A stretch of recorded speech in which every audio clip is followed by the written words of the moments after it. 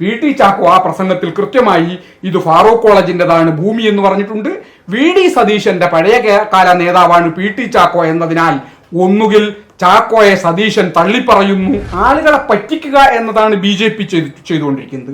ഒരു ചെറിയ വിഭാഗത്തെ അവിടെ കുടിയിരുത്തുകയും അവർക്ക് രാഷ്ട്രീയമായും എല്ലാ തരത്തിലുമുള്ള പിന്തുണ കൊടുക്കുകയും മറ്റൊരു വിഭാഗം ന്യൂനപക്ഷത്തിന്റെ മേൽ കുതിര കയറുകയും ചെയ്തുകൊണ്ട് വർഗീയ വിദ്വേഷം യഥാർത്ഥത്തിൽ VD സതീശനും K സുരേന്ദ്രനും പറയുന്നത് ഒരേ കാര്യമാണെങ്കിൽ പോലും സുരേന്ദ്രൻ ഏറ്റവും രൂക്ഷമായി വിമർശിക്കുന്നത് VD സതീശനെയാണ് എന്നതുകൂടി നമ്മൾ കാണണം. വഖഫ് ഭൂമിയിൽ ഇപ്പൊ നടന്നുകൊണ്ടിരിക്കുന്ന കച്ചവട സ്ഥാപനങ്ങളുണ്ടല്ലോ, റിസോർട്ടുകൾ, ബാറുകൾ, അതുപോലെ തന്നെ സുഖ ചികിത്സാ കേന്ദ്രങ്ങൾ, അതുപോലെ തന്നെ വൻകിട ഹോട്ടലുകൾ, ഈ സ്ഥാപനങ്ങളുടെ എല്ലാം പുറകിൽ രാഷ്ട്രീയ നേതൃത്വത്തിനു ബിനാമികളുണ്ട്. ആ ബിനാമികളുടെ നടത്തിപ്പിലാണ് ഈ സ്ഥാപനങ്ങൾ നടക്കുന്നത് എന്ന സംസാരം ആ പ്രദേശത്തുണ്ട്. അബ്ദുൽ ഹക്കീം അസ്ഹരി അദ്ദേഹം ഈ അടുത്ത കാലത്ത് നടത്തിയിട്ടുള്ള കാസർഗോഡ് മുതൽ തിരുവനന്തപുരം വരെയുള്ള മാനവ സഞ്ചാരം എന്ന പേരിലുള്ള ഒരു യാത്രയുണ്ട്.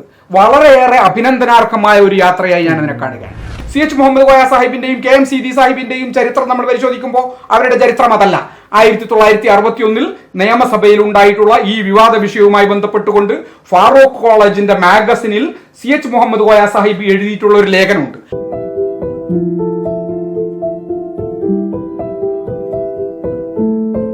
കൃത്യമായി ഒറ്റ പറയാം, അവർ ഈ രണ്ട് ഇപ്പോൾ നേതൃനിരയിലുള്ളവർ കാണിക്കുന്നത് സാമുദായിക വഞ്ചന എന്നുള്ള പ്രയോഗം നടത്താൻ പറ്റില്ല എന്നുള്ളതാണ്. തീർച്ചയായിട്ടും അത് സാമുദായിക വഞ്ചനയാണെന്ന് മാത്രമല്ല, ആ പ്രദേശത്ത് കയ്യേറ്റം ചെയ്യപ്പെട്ട നഷ്ടപ്പെട്ടു പോയിട്ടുള്ള വഖഫ് ഭൂമിയിൽ ഇപ്പൊ നടന്നുകൊണ്ടിരിക്കുന്ന കച്ചവട സ്ഥാപനങ്ങളുണ്ടല്ലോ, റിസോർട്ടുകൾ, ബാറുകൾ, അതുപോലെ തന്നെ സുഖ ചികിത്സാ കേന്ദ്രങ്ങൾ, അതുപോലെ തന്നെ വൻകിട ഹോട്ടലുകൾ, ഈ സ്ഥാപനങ്ങളുടെ എല്ലാം പുറകിൽ രാഷ്ട്രീയ നേതൃത്വത്തിനു ബിനാമികളുണ്ട്. ആ ബിനാമികളുടെ നടത്തിപ്പിലാണ് ഈ സ്ഥാപനങ്ങൾ നടക്കുന്നത് എന്ന സംസാരം ആ പ്രദേശത്തുണ്ട്. അതിന് പിൻബലമേകുന്നതാണ് കേരളത്തിലെ രാഷ്ട്രീയ നേതൃത്വത്തിലെ ചില ആളുകളുടെ ഈ താല്പര്യപൂർവ്വമുള്ള മുന്നോട്ട് വരവ് എന്ന് പറയാതിരിക്കാൻ കഴിയില്ല. പ്രത്യേകിച്ചും VD സതീശൻ അദ്ദേഹം പ്രതിപക്ഷ നേതാവാണ്. സ്വാഭാവികമായും പ്രതിപക്ഷ നേതാവ് എന്ന നിലയിൽ ഒരു പക്ഷേ അവരുടെ മുന്നണിക്ക് അധികാരം കിട്ടിയാൽ കേരളത്തിൽ മുഖ്യമന്ത്രിയാവേണ്ടിയിരിക്കുന്നയാളാണ്. എല്ലാ വിഭാഗത്തെയും ന്യായത്തിന്റെയും നീതിയുടെയും പക്ഷത്തിന് ചുവട്ടിൽ നിർത്തിക്കൊണ്ട് മുന്നോട്ട് കൊണ്ടുപോകേണ്ടയാളാണ്. പക്ഷേ അദ്ദേഹം ആദ്യഘട്ടത്തിൽ ഒക്ടോബർ മാസം 3-ാം തീയതി അവിടെ സമരപ്പന്തൽ സന്ദർശിച്ചുകൊണ്ട് ഈ ഭൂമി വഖഫ് അല്ല എന്ന് തീർത്തു പറഞ്ഞു. ഒക്ടോബർ മാസം 3-ാം തീയതി അദ്ദേഹം അവിടെ അവസാനിപ്പിച്ചില്ല. അദ്ദേഹം പറഞ്ഞത് മുസ്ലിം ലീഗിന്റെ കുഞ്ഞാലിക്കുട്ടി സാഹിബുമായും സാദിഖ് അലി ശിഹാബ് തങ്ങളുമായും ഞാൻ സംസാരിച്ചിട്ടുണ്ട്. അവർക്ക് ഈ ഭൂമിയിൽ അവകാശവാദമില്ല, ഇത് വഖഫ് അല്ല എന്ന് അവരെന്നോട് പറഞ്ഞിട്ടുണ്ട്. കേരളത്തിലെ മുഴുവൻ മത നേതൃത്വവുമായും ഞാൻ ബന്ധപ്പെട്ടിട്ടുണ്ട്. അവരെല്ലാം എനിക്ക് പിന്തുണ തന്നിരിക്കുന്നു. ഈ ഭൂമി വഖഫ് അല്ല എന്ന അഭിപ്രായമാണ് അവർക്കുള്ളത് എന്ന് ഒക്ടോബർ 3-ാം തീയതി പറഞ്ഞു. തൊട്ടടുത്തയാഴ്ച ഞാൻ മാധ്യമങ്ങളോട് പറഞ്ഞു ഈ ഭൂമി വഖഫാണ്. VD സതീശൻ പറഞ്ഞത് അദ്ദേഹത്തിന്റെ വ്യക്തിപരമായ താല്പര്യത്തിന്റെ അടിസ്ഥാനത്തിലാണ്, വഖഫാണ് എന്നതിന് രേഖയുണ്ട്, കോടതി വിധികളുണ്ട്, എല്ലാ നിയമപരമായ സംവിധാനങ്ങളുമുണ്ട്. ഇതെല്ലാം പരിശോധിച്ചാൽ ഈ ഭൂമി വഖഫാണ് എന്ന് മനസ്സിലാകുമെന്ന് പറഞ്ഞു. എന്നിട്ടും അദ്ദേഹം അത് ആവർത്തിച്ചു. അതിനുശേഷം 2-ാം തവണയും അദ്ദേഹം പരസ്യമായി പ്രസ്താവന നടത്തി പറഞ്ഞു ഈ ഭൂമി വഖഫല്ല. അങ്ങനെ അദ്ദേഹം വീണ്ടും പറഞ്ഞപ്പോ വീണ്ടും ഞാൻ മാധ്യമങ്ങളെ കണ്ടുകൊണ്ട് പറഞ്ഞു VD സതീശന്റെ പഴയകാല നേതാവായിരുന്ന കേരളത്തിന്റെ മുൻ ആഭ്യന്തരമന്ത്രി PT ചാക്കോ കേരള നിയമസഭയിൽ നടത്തിയിട്ടുള്ള ഒരു പ്രസംഗമുണ്ട്. ആ പ്രസംഗം നിങ്ങൾക്ക് ഇപ്പൊ നെറ്റിൽ കിട്ടും. അദ്ദേഹം പറയുന്നത് കേരളത്തിലെ ഗസറ്റിൽ, കേരള ഗസറ്റിൽ അത് അച്ചടിച്ചു വന്നിട്ടുണ്ട്. 1961 മാർച്ച് 3-ാം തീയതി പ്രസിദ്ധീകരിച്ച ഗസറ്റിനകത്ത് PT ചാക്കോയുടെ പ്രസംഗം കൃത്യമായിട്ടുണ്ട്. അദ്ദേഹം പറയുന്നത് മുനമ്പത്തെ ഫാറൂഖ് കോളേജിന്റെ ഭൂമിയിൽ കയ്യേറ്റവുമായി ബന്ധപ്പെട്ടുകൊണ്ട് ചില ആളുകൾ ചിറകെട്ടാൻ ശ്രമം നടത്തിയപ്പോൾ ചില ആളുകൾ തടയുകയും ഈ ചിറകെട്ടലും തടയലുമായി ബന്ധപ്പെട്ട വിഷയത്തിൽ പോലീസ് ഇടപെടുകയും ചെയ്തു. അങ്ങനെ പോലീസ് ആക്ഷൻ എതിരായിട്ട് നിയമസഭയിൽ വലിയ തോതിൽ വിവാദം ഉണ്ടായി.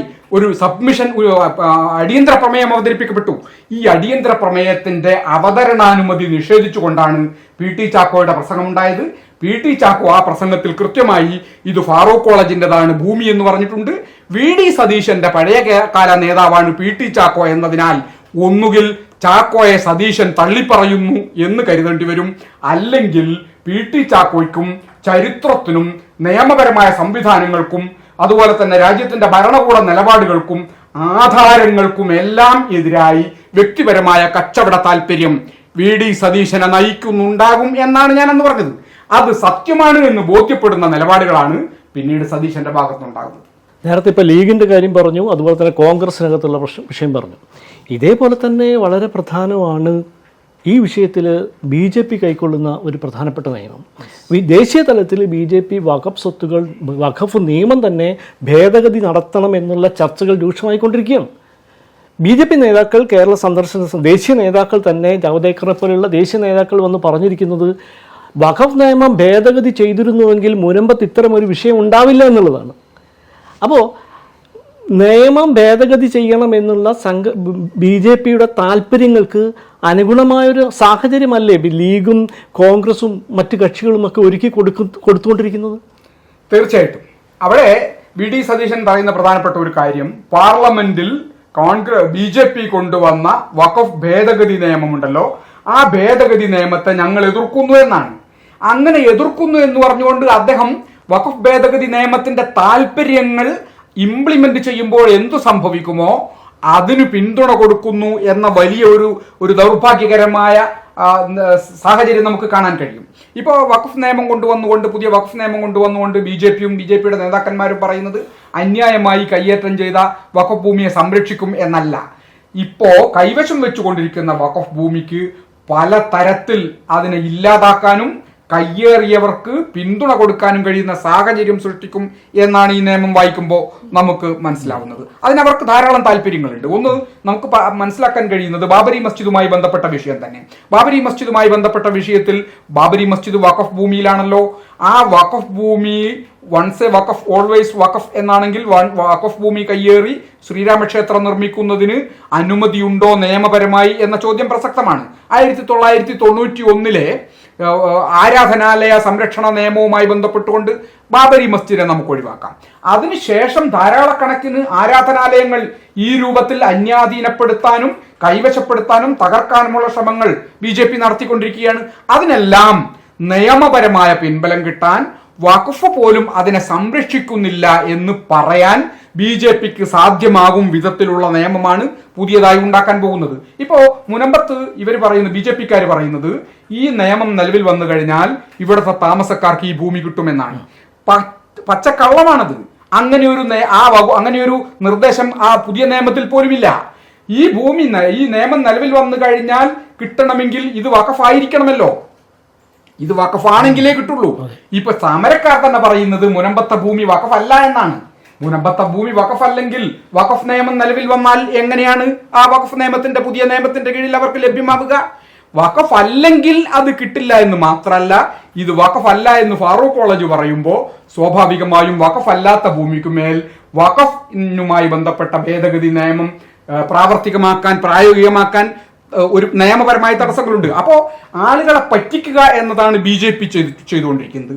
ഒരു ചെറിയ വിഭാഗത്തെ അവിടെ കുടിയിരുത്തുകയും അവർക്ക് രാഷ്ട്രീയമായും എല്ലാ തരത്തിലുമുള്ള പിന്തുണ കൊടുക്കുകയും മറ്റൊരു വിഭാഗം ന്യൂനപക്ഷത്തിന്റെ മേൽ കുതിര കയറുകയും ചെയ്തുകൊണ്ട് വർഗീയ വിദ്വേഷം രൂപപ്പെടുത്തിയെടുത്ത് അതിലൂടെ വോട്ട് ബാങ്ക് രാഷ്ട്രീയം സൃഷ്ടിച്ചെടുക്കുക എന്ന ശ്രമമാണ് ഇപ്പൊ BJP നടത്തിക്കൊണ്ടിരിക്കുന്നത്. അതിന് പിൻബലമേകുന്ന സാഹചര്യം സൃഷ്ടിക്കുക എന്നതാണ് VD സതീശൻ ഇപ്പൊ ചെയ്തുകൊണ്ടിരിക്കുന്നത്. VD സതീശൻ ഈ രൂപത്തിൽ ചെയ്തുകൊണ്ട് ഇത്തരത്തിലുള്ള വോട്ട് ബാങ്കിനെ ആകർഷിക്കാൻ ശ്രമിക്കുമ്പോൾ കെ സുരേന്ദ്രൻ മറുപക്ഷത്ത് ആ വോട്ട് ബാങ്കിനെ അങ്ങോട്ട് ആകർഷിക്കാൻ ശ്രമിക്കുന്നു. യഥാർത്ഥത്തിൽ VD സതീശനും കെ സുരേന്ദ്രനും പറയുന്നത് ഒരേ കാര്യമാണെങ്കിൽ പോലും സുരേന്ദ്രൻ ഏറ്റവും രൂക്ഷമായി വിമർശിക്കുന്നത് VD സതീശനെയാണ് എന്നതുകൂടി നമ്മൾ കാണണം. എന്ന് പറഞ്ഞാൽ ഞങ്ങൾക്ക് കൈവശം വരേണ്ടുന്ന വോട്ട് ബാങ്കിനെ നിങ്ങൾ പിടിക്കരുത് എന്ന അർത്ഥത്തിൽ അവർ പരസ്പരമുള്ള ഒരു കൊടുക്കൽ വാങ്ങലുകളോ അതല്ലെങ്കിൽ തള്ളലുകളോ ആണ് നടത്തിക്കൊണ്ടിരിക്കുന്നത്. പക്ഷെ സർക്കാരിന് അങ്ങനെയൊന്നും എടുക്കാൻ പറ്റില്ലല്ലോ. വസ്തുതകൾ നമ്മൾ സമീപിച്ച് അവിടെ കാലാകാലമായി താമസിച്ചു വരുന്നവരുണ്ട്. അവരുടെ ഭൂമി സംബന്ധമായിട്ടുള്ള വിഷയങ്ങളുണ്ട്. അത് രമ്യമായി പരിഹരിക്കാതെ സർക്കാരിന് ഇത്തരം ഒരു കാര്യത്തിലേക്ക് മുന്നോട്ട് പോകാൻ പറ്റില്ലല്ലോ. അതൊരു യാഥാർത്ഥ്യമാണ്. കാലാകാലമായി അവിടെ താമസിച്ചുകൊണ്ടിരിക്കുന്നവരെ കുടിയൊഴിപ്പിക്കൽ ഉണ്ടാവില്ല എന്ന് പറയുന്നുണ്ടെങ്കിൽ പോലും അവർ നേരിടുന്ന വിഷയത്തെ നമുക്ക് കാണാതിരിക്കാനാവില്ല. അതുകൊണ്ട് തന്നെ ഈ വിഷയത്തിൽ സർക്കാർ കൈക്കൊള്ളുന്ന തീരുമാനം അത്രത്തോളം പ്രാധാന്യം അർഹിക്കുന്നതാണ്. ഈ വിഷയത്തിനോട് സർക്കാർ ഇപ്പോൾ സ്വീകരിച്ചുകൊണ്ടിരിക്കുന്ന നിലപാടിനെ നാഷണൽ ലീഗ് എങ്ങനെയാണ് കാണുന്നത്? പ്രത്യേകിച്ച് നിങ്ങൾ ഇടതുപക്ഷ മുന്നണിയുടെ ഒരു സഹയാത്രിക, അതിൻ്റെ ഒരു ഭാഗം കൂടിയായ നിങ്ങൾ ഇപ്പോൾ കൊണ്ടുവന്നിരിക്കുന്ന സർക്കാർ ഈ വിഷയത്തോട് കൈകൊള്ളുന്ന നിലപാടുകളെ എങ്ങനെയാണ് കാണുന്നത്? സർക്കാർ വളരെ കൃത്യമായ നിലപാടാണ് ഇക്കാര്യത്തിൽ സ്വീകരിച്ചിട്ടുള്ളത്. സർക്കാരോ ഇടതുപക്ഷ ജനാധിപത്യ മുന്നണിയോ ഒരു പ്രസ്താവന നേരത്തെ നടത്തിയിട്ടില്ല എന്ന് മാത്രമല്ല, ഈ വിവാദം വന്നപ്പോ തെരഞ്ഞെടുപ്പിന് ശേഷം ഇക്കാര്യത്തിൽ കൃത്യമായ തീരുമാനമുണ്ടാകുമെന്ന് പറഞ്ഞു.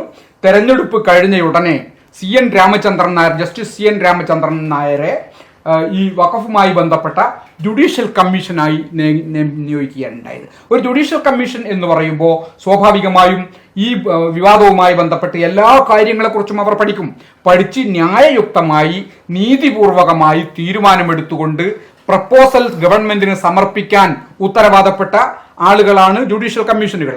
ആ പ്രപ്പോസലുകൾ സർക്കാരിന് വേണമെങ്കിൽ സ്വീകരിക്കാം, അല്ലെങ്കിൽ തള്ളിക്കളയാം. പക്ഷേ നീതിയുക്തമായി തീരുമാനിക്കാൻ, ന്യായപരമായി തീരുമാനിക്കാൻ, രേഖകളുടെ അടിസ്ഥാനത്തിൽ സത്യസന്ധമായ തീരുമാനമെടുക്കാൻ, ആവശ്യമായ പ്രപ്പോസൽസ് കൊടുക്കാൻ ഈ ജുഡീഷ്യൽ അന്വേഷണ കമ്മീഷനുകൾക്ക് സാധിക്കും എന്ന് നമ്മൾ അറിയണം. അങ്ങനെ ഒരു അന്വേഷണ കമ്മീഷൻ സ്ഥാപിച്ചതിലൂടെ കേരളത്തിലെ എല്ലാ വിഭാഗം ജനങ്ങൾക്കും തൃപ്തികരമായ ഒരു നിലപാടാണ് ഗവൺമെന്റ് സ്വീകരിച്ചിട്ടുള്ളത് എന്ന കാര്യത്തിൽ സംശയമില്ല. ആ ജുഡീഷ്യൽ കമ്മീഷൻ നിയോഗിക്കപ്പെട്ടതിന് ശേഷവും സ്വാഭാവികമായും ജുഡീഷ്യൽ കമ്മീഷൻ നിയോഗിക്കപ്പെട്ടാൽ സത്യം എന്ത് എന്ന് കമ്മീഷൻ കണ്ടെത്തുകയും പറയുകയും ചെയ്യുമല്ലോ.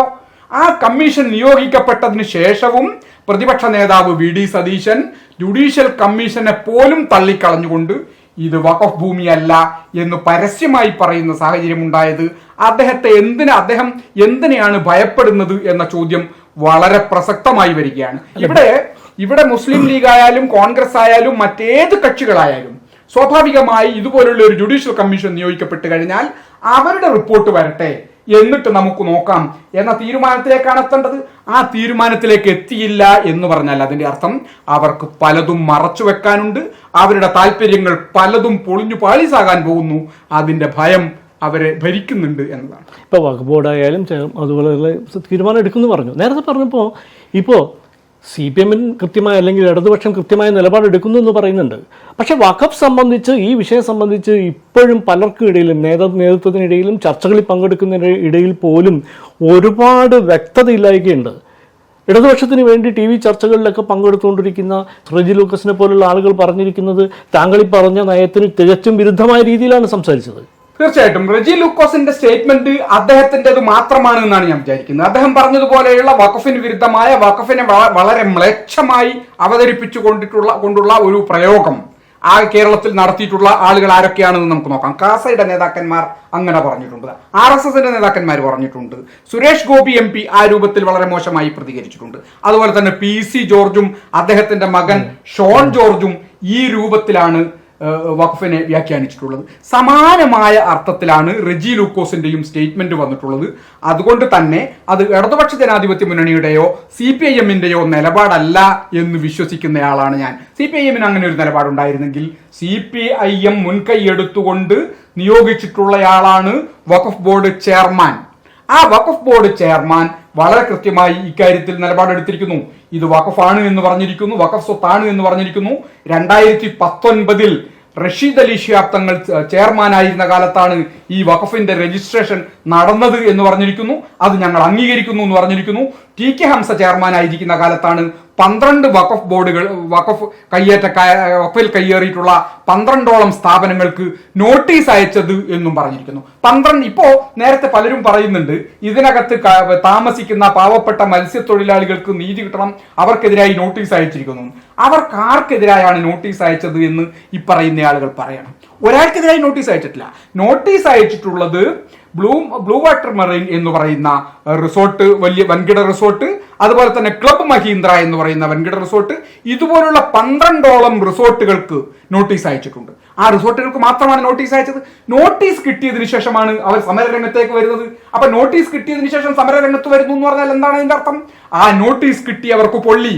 അവർ സമരരംഗത്തിറക്കിയത് അവരെയല്ല, അവരുടെ കൂലിപ്പടയാളികളായ പാവപ്പെട്ട മത്സ്യത്തൊഴിലാളികളെയാണ്. അവിടുത്തെ പാവപ്പെട്ട മത്സ്യത്തൊഴിലാളികളെ മുൻനിർത്തിക്കൊണ്ട് അവരെ മനുഷ്യമറയാക്കിക്കൊണ്ട് സമരത്തിന് ഇറങ്ങിയിരിക്കുന്നു ഈ റിസോർട്ട് മാഫിയ. ആ ഈ സമരത്തിന് പിന്തുണ കൊടുക്കുന്നു എന്ന് പറഞ്ഞാൽ അതിന്റെ അർത്ഥം വളരെ കൃത്യമാണ്. റിസോർട്ട് മാഫിയക്കും ബാർ മുതലാളിമാർക്കും പിന്തുണ കൊടുക്കുന്നു എന്നാണ്. ആ പിന്തുണയാണ് ഞങ്ങൾ ചോദ്യം ചെയ്യുന്നത്. പാവപ്പെട്ട മത്സ്യത്തൊഴിലാളികളെ കുടിയൊഴിപ്പിക്കാതെ രമ്യമായി എങ്ങനെ ആ വിഷയം പരിഹരിക്കാൻ കഴിയും എന്ന് ഗവൺമെന്റ് പരിശോധിക്കും. ഞങ്ങൾ ആ അർത്ഥത്തിൽ ഉള്ള പരിശോധനയ്ക്ക് പിന്തുണ കൊടുക്കുകയും ചെയ്യും. ഞങ്ങൾ നേരത്തെ പറഞ്ഞത് പതിറ്റാണ്ടുകളായി അവിടെ ജീവിക്കുന്ന പാവപ്പെട്ട മത്സ്യത്തൊഴിലാളികളെ കുടിയുറക്കണം എന്ന അഭിപ്രായം ഞങ്ങൾക്കില്ല എന്നാണ്. പക്ഷേ CH മുഹമ്മദ് കോയ സാഹിബിന്റെയും KM സീതി സാഹിബിന്റെയും ചരിത്രം നമ്മൾ പരിശോധിക്കുമ്പോൾ അവരുടെ ചരിത്രം അതല്ല. 1961 നിയമസഭയിൽ ഉണ്ടായിട്ടുള്ള ഈ വിവാദ വിഷയവുമായി ബന്ധപ്പെട്ടുകൊണ്ട് ഫാറൂഖ് കോളേജിന്റെ മാഗസിനിൽ CH മുഹമ്മദ് കോയ സാഹിബ് എഴുതിയിട്ടുള്ള ഒരു ലേഖനമുണ്ട്. ആ ലേഖനത്തിൽ അദ്ദേഹം പറയുന്നത് KM സീതി സാഹിബ് അവസാനമായി എന്നെ വിളിച്ച് സംസാരിച്ചത് മുനമ്പത്തെ വഖഫ് ഭൂമിയിൽ ഫാറൂഖ് കോളേജിന്റെ ഭൂമിയിൽ കുറച്ചു PSPക്കാർ കയ്യേറിയിരിക്കുന്നു, ആ കയ്യേറ്റം ഒഴിപ്പിക്കാൻ PSP മന്ത്രിമാരോട് സംസാരിക്കണം. പട്ടം താണുപിള്ള അന്ന് കേരളത്തിന്റെ മുഖ്യമന്ത്രിയാ, അദ്ദേഹത്തോട് ഉൾപ്പെടെ സംസാരിക്കണമെന്ന് CHനോട് KM സീതി സാഹിബ് പറഞ്ഞതായി CH ഈ ലേഖനത്തിൽ എഴുതിയിരിക്കുന്നു. അന്ന് റിസോർട്ട് മാഫിയ കയ്യേറ്റമല്ല, അന്ന് ബാർ മുതലാളിമാരുടെ കയ്യേറ്റവുമല്ല, അവിടുത്തെ മത്സ്യത്തൊഴിലാളികൾ താമസിച്ചതുമായി ബന്ധപ്പെട്ടുകൊണ്ട് വഖഫ് ഭൂമിയാണ് ഒഴിപ്പിച്ചെടുക്കണം എന്നാണ് CH പറഞ്ഞത്. എന്നാൽ CHന്റെ കാലഘട്ടമല്ല ഇത്. പുതിയ കാലത്ത് അവിടുത്തെ പാവപ്പെട്ട മത്സ്യത്തൊഴിലാളികളെ കുടിയിറക്കാതെ വഖഫുമായി ബന്ധപ്പെട്ട തരത്തിലുള്ള നിയമപരമായ പരിഹാരങ്ങൾ, വഖഫ് ഭൂമി തിരിച്ചു കിട്ടുന്നതിനാവശ്യമായത് എന്തു വേണം എന്ന് സർക്കാർ ആലോചിക്കുന്നുണ്ട്. അതിന്റെ ഭാഗമായാണ് അന്വേഷണ കമ്മീഷൻ, ജുഡീഷ്യൽ കമ്മീഷൻ സ്ഥാപിച്ചിരിക്കുന്നത്. അത് സത്യസന്ധവും നീതിപൂർവകവുമായ ഒരു അന്വേഷണമായി മാറുകയും അതിന്റെ റിപ്പോർട്ടിന്റെ അടിസ്ഥാനത്തിൽ കേരളത്തിലെ സമാധാനാന്തരീക്ഷം നിലനിർത്തിക്കൊണ്ട് വർഗീയ ധ്രുവീകരണത്തിന് കോപ്പ് കൂട്ടുന്ന ആളുകൾക്ക് നിരാശപ്പെടേണ്ടി വരുന്ന തരത്തിലുള്ള തീരുമാനം കേരളത്തിൽ ഉണ്ടാകും എന്ന് തന്നെയാണ് ഞങ്ങളുടെ വിശ്വാസം. ഈ സാമൂഹ്യ അന്തരീക്ഷത്തിൽ മുറിവുകൾ ഉണ്ടാക്കുകയും ആ മുറിവിൽ നിന്ന് രാഷ്ട്രീയ നേട്ടം ഉണ്ടാക്കാനുള്ള ശ്രമങ്ങൾ ചിലർ നടത്തിക്കൊണ്ടിരിക്കുന്നു എന്നുള്ളത് വളരെ വ്യക്തമാണ്. കുറച്ച് വ്യക്തമായിട്ട് തന്നെ കുറച്ച് നേരത്തെ താങ്കൾ ചൂണ്ടിക്കാണിച്ചത് ആ വസ്തു തന്നെയാണ്. പക്ഷേ ഇത്തരത്തിൽ സാമുദായികമായി തമ്മിലടിപ്പിച്ചുകൊണ്ട് ആ സംഘർഷങ്ങളിൽ നിന്ന് നേട്ടമുണ്ടാക്കാനുള്ള ശ്രമങ്ങൾ ചില കോണുകളിൽ നിന്ന് നടന്നുകൊണ്ടിരിക്കുമ്പോൾ അവരെ ചേർത്ത് പിടിക്കേണ്ടത് അത് ഉത്തരവാദിത്തപ്പെട്ട പ്രസ്ഥാനങ്ങളുടെ ചുമതലയാണ്.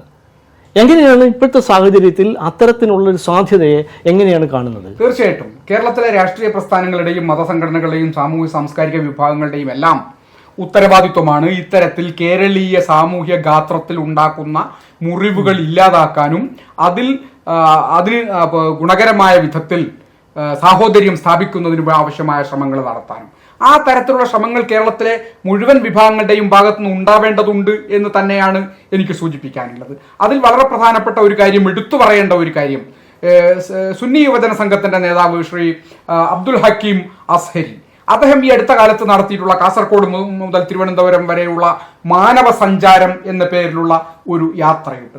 വളരെയേറെ അഭിനന്ദനാർഹമായ ഒരു യാത്രയായി ഞാൻ അതിനെ കാണുകയാണ്. കേരളത്തിൽ ഇങ്ങനെ വർഗീയമായ അന്തരീക്ഷം രൂപപ്പെട്ടു വരുന്ന ഒരു സാഹചര്യത്തിൽ ആളുകളോട് സ്നേഹത്തിന്റെയും മാനവികതയുടെയും സന്ദേശം കൊടുത്തുകൊണ്ടാണ് അദ്ദേഹം ആ യാത്ര നടത്തിയിട്ടുള്ളത്. കേരളത്തിൽ കാസർഗോഡ് മുതൽ തിരുവനന്തപുരം വരെയുള്ള യാത്രയിൽ എല്ലാ വിഭാഗം ആളുകളും അണിനിരക്കുകയും സൗഹാർദ്ദ അന്തരീക്ഷം രൂപപ്പെടുത്തി വരേണ്ടതിന്റെ അനിവാര്യതയെ ഊന്നിപ്പറഞ്ഞുകൊണ്ട് എല്ലാവരും ഉൾച്ചേർന്നുകൊണ്ടുള്ള ഒരു വലിയ സഞ്ചാരമാക്കി അതിനെ മാറ്റുകയും ചെയ്തിട്ടുണ്ടായിരുന്നു. ആ വളരെ അഭിനന്ദനാർഹമായ ഒരു പ്രോഗ്രാമായി നമുക്കതിനെ കാണാൻ കഴിയും. സമാനമായ കാര്യങ്ങൾ കേരളത്തിലെ മുസ്ലിം സമുദായം മാത്രമല്ല എല്ലാ വിഭാഗം ജനങ്ങളും ഏറ്റെടുത്ത് മുന്നോട്ട് കൊണ്ടുപോവുകയും ആ അർത്ഥത്തിൽ കേരളീയ സാമൂഹ്യ അന്തരീക്ഷത്തെ സമാധാനപരമാക്കി മാറ്റുന്നതിനാവശ്യമായ ശ്രമങ്ങൾ അവരവരുടെ ഭാഗത്തുനിന്ന് ഉണ്ടാവുകയും വേണം.